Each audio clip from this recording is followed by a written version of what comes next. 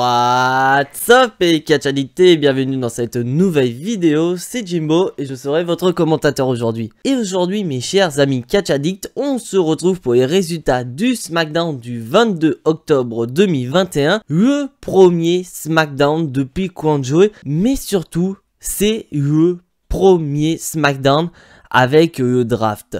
Parce que comme vous savez, nous avons eu le draft qui a eu lieu il y a de ça quelques semaines. Et le draft donc a pris effet au lendemain de Crownjewel, c'est-à-dire dès cet épisode de SmackDown. Donc la question qu'on pouvait se poser, c'est qui allait faire ses débuts dans le show bleu. Mais sur ce, trêve de blabla, let's go!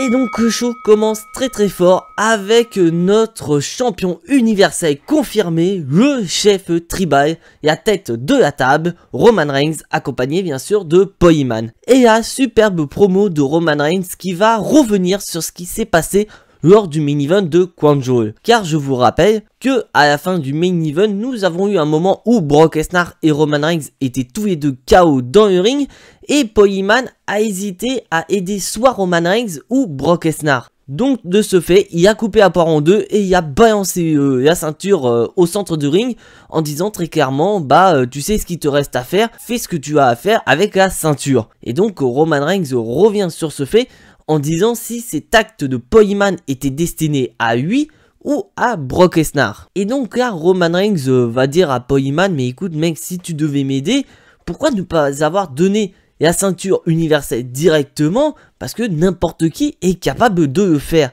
Et donc de ce fait, Roman Reigns demande à Paul Heyman de lui donner la ceinture. Bon, Paul Heyman s'exécute et Roman Reigns dit clairement, voilà, c'est pas si compliqué de me donner la ceinture. Et là, après ça, Roman Reigns va demander à Paul Heyman de lire son téléphone car Paul Heyman a reçu un message de Brock Lesnar. Et donc, Paul Heyman, avant de lire le message de Brock Lesnar, tient à préciser à Roman Reigns que les propos que va sortir Paul Heyman ne sont pas ses propos, c'est ceux de Brock Lesnar. Donc, Paul Heyman lit le message et il dit très clairement que Brock Lesnar a écrit que quand ce dernier sera à SmackDown, il va péter la gueule tout simplement de Roman Reigns. Et là, on a un Roman Reigns qui est sûr de lui, car je vous rappelle quand même, il a battu Brock Lesnar lors de Crownjewel. Donc maintenant, du fait qu'il a battu Brock Lesnar, il est vraiment au sommet de la chaîne alimentaire du côté de SmackDown et même de la WWE. Donc il se dit, voilà, si Brock Lesnar se ramène, je vais le défoncer, car personne ne peut me tester à part moi-même.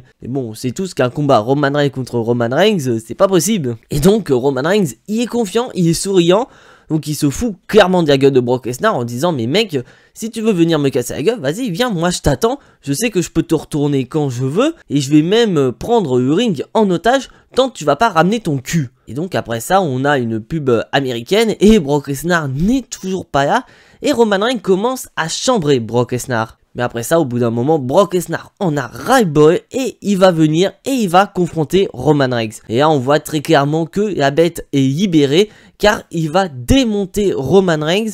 Bien qu'au bout d'un moment, les Usos viennent aider leur cousin, et ça ne suffit pas à arrêter la bête. Mais à quel point que Brock Lesnar est déchaîné, et nous avons les officiels de la WWE, Adam Pearce et Sonya Deville, qui envoient le roster de SmackDown pour calmer Brock Lesnar. Mais Brock Lesnar, il s'en fout, il veut démolir Roman Reigns, il veut tuer Roman Reigns, donc il n'hésite pas à attaquer tout le monde et même jusqu'à péter une caméra. Et donc après une pub américaine, nous avons Adam Pearce qui est au centre du ring et il va annoncer une mauvaise nouvelle. Donc après, mauvaise nouvelle, ça dépend pour qui. Car en effet, il va annoncer que suite au comportement de Brock Lesnar, ce dernier est suspendu pour une durée indéterminée. C'est bizarre, ça me rappelle quelque chose, ça, le coup du mauvais comportement et tu es suspendu pour une durée indéterminée. Et donc, suite à cette annonce, le principal concerné, Brock Lesnar, arrive et confronte Adam Pearce. Et donc, on voit très clairement qu'Adam Pearce, il est en train de se chier dessus, parce que voilà, qui aura la paire de coronets pour dire à Brock Lesnar, mec, t'es suspendu pour une durée indéterminée sans en payer les conséquences. Et donc Brock Lesnar confronte Adam Pearce et lui dit très clairement, mec, répète ce que tu viens de dire, je t'ai mal entendu. Et Adam Pearce va dire, bah écoute mec, t'es suspendu pour une durée indéterminée. Et là bah Brock Lesnar s'énerve, il porte un premier F5 à Adam Pearce et il redemande à Adam Pearce de répéter. Adam Pearce répète et il se prend un deuxième F5. Mais bien sûr, le deuxième F5 cuit totalement Adam Pearce et Adam Pearce donc ne peut plus répéter une nouvelle fois que Brock Lesnar est suspendu pour une durée indéterminée. Bon, pour moi, l'idée de cette suspension à durée indéterminée pour Brock Lesnar est quand même très bien apportée, car on sait très bien que Brock Lesnar va faire une pause jusqu'au Royal Rumble, donc le truc qui était le bon moyen pour amener cette absence de Brock Lesnar. Et puis on sait tous très bien que c'est pas la première fois que Brock Lesnar est suspendu pour une durée indéterminée, et justement ça va entraîner plus de hype quand Brock Lesnar fera son retour, car on sait tous que Brock Lesnar va y confronter Roman Reigns quand ce dernier sera de retour. Et là j'imagine déjà la tête de Roman Reigns quand Brock Lesnar fera son retour. Peut-être pourquoi pas, donc comme j'ai dit, au Royal Rumble. Peut-être must des must, ce serait que Brock Lesnar arrive à surprise générale dans le Royal Rumble match et remporte ainsi ce dernier. Et on aurait un Brock Lesnar contre Roman Reigns à WrestleMania et un Roman Reigns qui se fait chier. Et on aurait un Roman Reigns qui se chie dessus très clairement parce que Brock Lesnar aura fait un retour gagnant. Et après ça, on repasse dans le ring avec un catcheur de Raw qui est arrivé du côté de SmackDown. Il s'agit de Drew McIntyre. Et donc Drew McIntyre a averti Sonya Deville que voilà, il veut se faire ses marques du côté du showbuzz.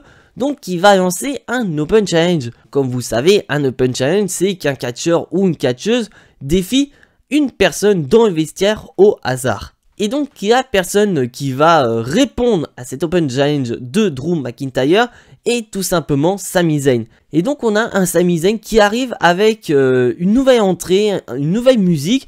Franchement j'aime bien, c'est vraiment une musique qui est propre à la gimmick de Sami Zayn, le mec paranoïaque qui croit à la conspiration. Et donc on a un Sami Zayn qui se surestime auprès de Drew McIntyre, bien qu'il dit très clairement que Drew McIntyre est un ancien champion WWE, donc faut pas lui retirer. Mais d'un autre côté, Sami Zayn dit très clairement que ça fait pas si longtemps que ça que Drew McIntyre est du côté de SmackDown, alors que Sami Zayn fait partie des catcheurs qu'il y a depuis plus longtemps du côté du showbuzz. Et donc de ce fait, Sami Zayn est un ancien, et donc pour lui, il est largement capable de battre Drew McIntyre. Et donc on va passer au match. Franchement c'est un match qui malheureusement j'ai pas trop bien aimé, du fait que le match n'a pas duré assez longtemps. Et je pense que si la WWE aurait donné un peu plus de temps aux deux catcheurs, on aurait pu avoir un match tout à fait intéressant. Et donc bien sûr Sami Zayn qui continue à se foutre de la gueule de Drew McIntyre, et il fait le fameux décompte de Drew McIntyre pour porter son Ayaba Kick, mais c'est Drew McIntyre qui parvient finalement à faire le décompte pour porter son Claymore Kick pour le compte de 3. Donc vainqueur de ce match, Drew McIntyre. Donc est-ce que cette rivalité potentielle entre Sami Zayn et Drew McIntyre va être mis du côté de SmackDown dans le but de préparer Drew McIntyre pour une potentielle confrontation avec Roman Reigns? Car bien sûr je tiens à vous rappeler que le prochain pay-per-view de la WWE est Survivor Series, donc le thème ça va être champion contre champion. Donc ça sert un petit peu à rien pour le moment de créer des rivalités entre Drew McIntyre et Roman Reigns. Donc pourquoi pas mettre une petite rivalité comme ça entre Drew McIntyre et Sami Zayn, pour après envoyer Drew McIntyre dans le main event de SmackDown lors du pay-per-view Day One. Je vous laisse donner votre avis dans les commentaires. Et maintenant, on va passer au couronnement de notre nouveau King of the Ring, j'ai nommé Xavier Woods. Car pour ceux qui n'ont pas regardé Crown Jewel, nous avons eu la finale du King of the Ring entre Finn Balor et Xavier Woods. Donc pour ceux qui n'ont pas vu le match, je vous laisse regarder ma review de Crown Jewel qui résume tout simplement donc le pay-per-view et principalement aussi ce match entre Finn Balor et Xavier Woods. Et donc bien sûr Xavier Woods a remporté le match et il est donc notre nouveau roi du ring. Et qui d'autre que Kofi Kingston, l'un des meilleurs amis de Xavier Woods, pour être le maître de cérémonie pour couronner son pote Xavier Woods. Et là tu vois très clairement que le public est à fond Derrière Xavier Woods, il n'hésite pas à scander le chant You Deserve It, donc en gros tu le mérites. Et on voit que Xavier Woods il est heureux parce que personne n'a chanté ce chant You Deserve It pour lui. Et franchement j'ai eu un petit peu peur quand même dans cette cérémonie, car on sait très bien que les cérémonies de couronnement de King of the Ring, et bah on a souvent des personnes qui viennent gâcher le spectacle. Et bah ça n'est pas du tout le cas, car le couronnement se déroule sans gêne très clairement, et Xavier Woods donc est couronné roi du ring. Et donc maintenant, et la question qu'on peut se poser, c'est qui ira affronter Xavier Woods, ou quel va être le destin de Xavier Woods. Car bien sûr, je tiens à vous rappeler que les précédents rois du ring, dont je ne compte pas Shinsuke Nakamura parce qu'il n'a pas théoriquement gagné un King of the Ring, et bah les derniers rois du ring étaient des heels. Et là, Xavier Woods est face. Donc la question qu'on peut se poser, c'est est-ce que on va avoir un heel turn de Xavier Woods accompagné bien sûr de Kofi Kingston, ou bien on va avoir un roi du ring face et que ce dernier va monter petit à petit les échelons en solo et peut-être pourquoi pas affronter Shinsuke Nakamura. Et bien sûr, petit spoiler alert, on n'aura pas le couronnement de Zelina Vega. Et maintenant, on va passer au match retour de Kwanjo entre Mustafa Ali et Mansour. Bon, d'un côté, je ne comprends pas pourquoi la WWE nous ont fait ce match retour entre Mustafa Ali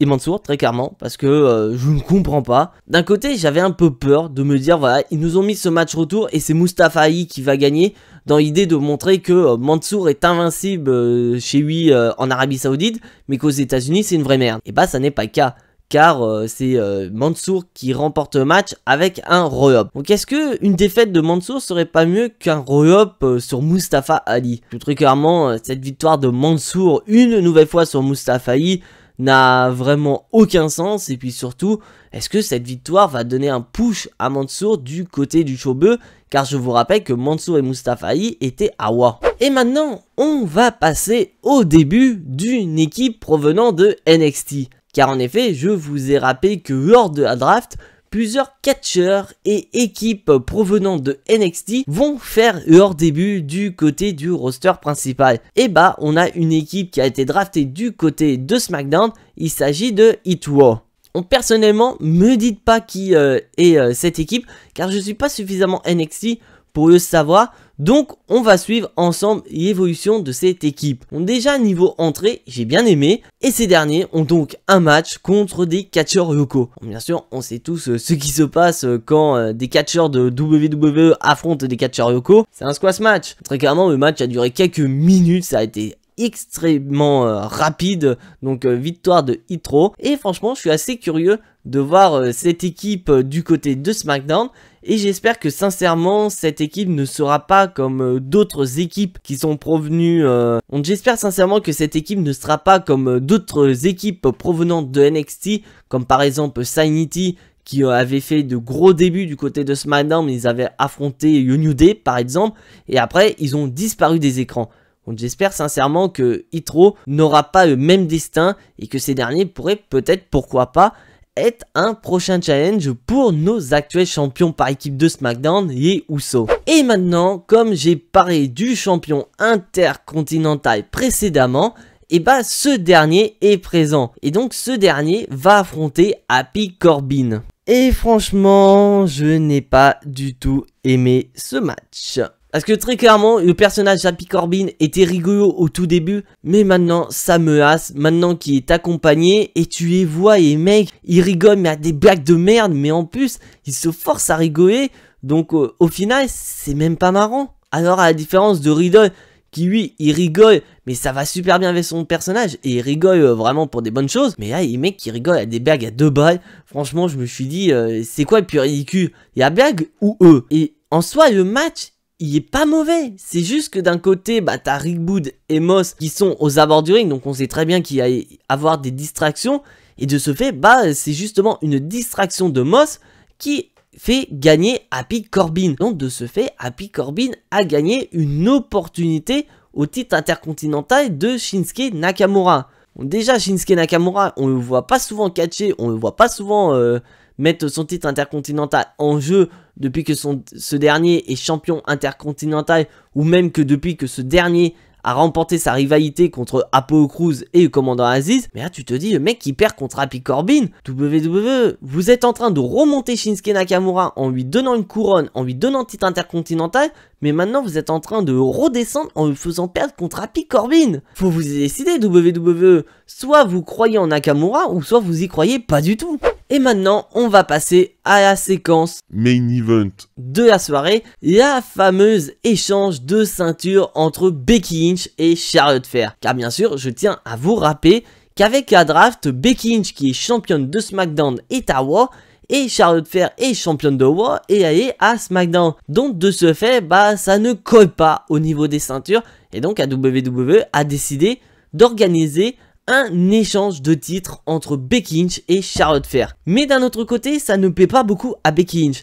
Car en effet, Becky Lynch, bah elle a proposé une solution qui aurait pu être intéressante. Pourquoi pas un Becky to Belt, donc pourquoi pas organiser un winner take all match dans le main event de SmackDown. Mais d'un autre côté, on a Charlotte Flair qui n'est pas tout à fait d'accord avec cette idée. Et là, apparemment, d'après les médias américains, bah apparemment il y aurait eu une mise-entente entre Becky Lynch et Charlotte Flair en backstage, ce qui a entraîné la séquence des échanges un peu farfelus entre les deux catcheuses. Car en effet, nous avons un échange de ceinture qui ne se déroule pas comme prévu. Car en effet, on a Charlotte Flair qui s'apprête à donner sa ceinture à Becky Lynch, sauf qu'elle a fait tomber, il la récupère et la donne à Sonya Deville. Et bien sûr, ça ne plaît pas à Becky Lynch, qui, elle, balance carrément la ceinture à Charlotte Flair. Donc vraiment, c'était une mise-entente entre les deux catcheuses, car apparemment, dans les backstage, Charlotte Flair n'a pas trop apprécié ce qui était prévu d'origine, car elle avait peur que ce qui était prévu rende Charlotte Flair très faible à l'écran. Donc de ce fait, bah, elle a proposé ça et ça a entraîné une discorde entre les deux catcheuses. Mais après cet échange un peu farfelu des deux ceintures, bah, Charlotte Flair revient sur l'idée de Becky Lynch d'organiser un match winner take all match dans le main event de SmackDown. Mais avant ça, elles sont interrompues par The Boss Sasha Banks. Et donc Sasha Banks dit très clairement qu'elle s'en fout que les deux catcheuses aient une ceinture. Il n'y en a qu'une qui dirige le showbeu. Il s'agit de Sasha Banks. Et donc au moment où Sasha Banks monte dans le ring, Becky Lynch se barre en disant très clairement: écoutez les filles, c'est votre problème, moi je suis à Raw, je retourne à Raw, je vous donne rendez-vous au Survivor Series. Et donc Becky Lynch lance une invitation pour les Survivor Series. Et après ça, bah on a une confrontation entre Sasha Banks et Charlotte Flair, et ça finit en une baston. Parce que tout simplement, bah Charlotte Flair a fait un coup de maître en rappelant les précédents règnes de Sasha Banks en disant que majoritairement, bah tous les règnes de Sasha Banks sont oubliables. Et d'un autre côté, elle n'a pas tout à fait tort. Bon, après, tous les règnes de Sasha Banks ne sont pas forcément oubliables, notamment son seul et unique règne du côté de SmackDown. Les autres règnes du côté de Raw sont oubliables très facilement. Et donc le show se termine avec une Sasha Banks dans le ring et qui annonce très clairement sa volonté de confronter Charlotte Flair pour le titre féminin de SmackDown. Bon, d'un autre côté, Charlotte Flair contre Sasha Banks, on a déjà vu ça et franchement je m'en lasse absolument pas. Et puis c'est vrai que Sasha Banks contre Charlotte Flair pour le titre de SmackDown, on a déjà jamais vu ça du côté de SmackDown. Mais en plus, leur dernière confrontation pour un titre de championne date quand même d'un bon moment. Et après, ben, moi, d'un autre côté, j'aimerais bien voir pourquoi pas Sasha Banks, championne du côté de SmackDown, pour aller confronter Becky Lynch. Car Becky Lynch, Charlotte Flair au Survivor Series ne m'attire absolument pas. Après, la question qu'on peut se poser, c'est qu'après cet échange de ceinture, est-ce que Becky Lynch a gagné un nouveau titre dans son palmarès, tout comme Charlotte Flair? Parce que pour le moment, on ne sait absolument pas si cet échange va compter pour un règne supplémentaire pour les deux catcheuses. Et donc, bilan de ce SmackDown, c'est un très bon SmackDown, avec vraiment un très bon opener autour de Roman Reigns et de Brock Lesnar. Un couronnement de Xavier Woods qui s'est déroulé très bien. Franchement, j'ai surkiffé ce couronnement. Et malheureusement, il y a quand même quelques points noirs. Notamment, bah, bien sûr, le match entre Shinsuke Nakamura et Happy Corbin, ou encore bah, cette cérémonie, ou encore ce segment échange entre Becky Lynch et Charlotte Flair. En soi, l'échange ne me gêne absolument pas, mais on voit très clairement que la WWE a choisi l'option de facilité, alors qu'il y avait d'autres plans. je vous rappelle quand même que Bianca Belair avait affronté Charlotte Flair la semaine dernière à Raw. Donc je vous rappelle que Charlotte Flair a affronté Bianca Belair pour le titre de Raw lors du dernier épisode avant Kwanjo. Donc on aurait très bien pu avoir Bianca Belair qui bat Charlotte Flair pour devenir championne de Raw. Et là on aurait eu à Kwanjo Sasha Banks qui serait devenue championne du côté de SmackDown. Donc d'un autre côté, les chances se seraient fait en bon uniforme et ça aurait été meilleur. Ou encore, tout simplement, utopie monumentale, ça aurait été vraiment de faire le match winner take all là à SmackDown entre Becky Lynch et Charlotte Flair. Comme ça, on aurait eu à un moment donné Becky Lynch, ok, qui aurait récupéré les 2 ceintures, mais comme du fait qu'elle aurait jonglé à Raw et à SmackDown, au bout d'un moment, elle aurait perdu le titre de SmackDown. Et après, clairement, une rivalité entre Sasha Banks et Charlotte Flair montre très clairement la faiblesse du côté du roster féminin, car bien sûr, on a des catcheuses dans le roster féminin de SmackDown, mais du fait que en dehors de Sasha Banks et de Charlotte Flair, personne n'a de star power. Bon, bien sûr, je tiens à rappeler qu'il y a également Bayley qui a du star power, mais Bayley est blessée, donc elle n'est pas prête de revenir pendant encore un bon moment. Et donc c'est ça la faiblesse du roster féminin, c'est qu'il y a pas beaucoup de star power, et donc on a facilement le retour de vieilles rivalités. Mais à part ça, ce SmackDown est très bon. Donc voilà, c'est tout pour ces résultats de SmackDown. Si bien sûr tu n'es pas abonné à ma chaîne, je te laisse t'y abonner juste ici. Activez la petite cloche pour être notifié des prochaines vidéos et surtout lâchez un maximum de pouces bleus qui font très plaisir à la chaîne. Et donc on se retrouve prochainement pour une nouvelle vidéo. Je n'en dis pas plus, mais en attendant, soyez tous très fiers d'être des catch addicts. Et n'oubliez pas que le catch c'est la vie, le catch c'est la meilleure chose qui soit, le catch vie. C'était Jimbo, je vous fais à tous en attendant des gros bisous et à la prochaine.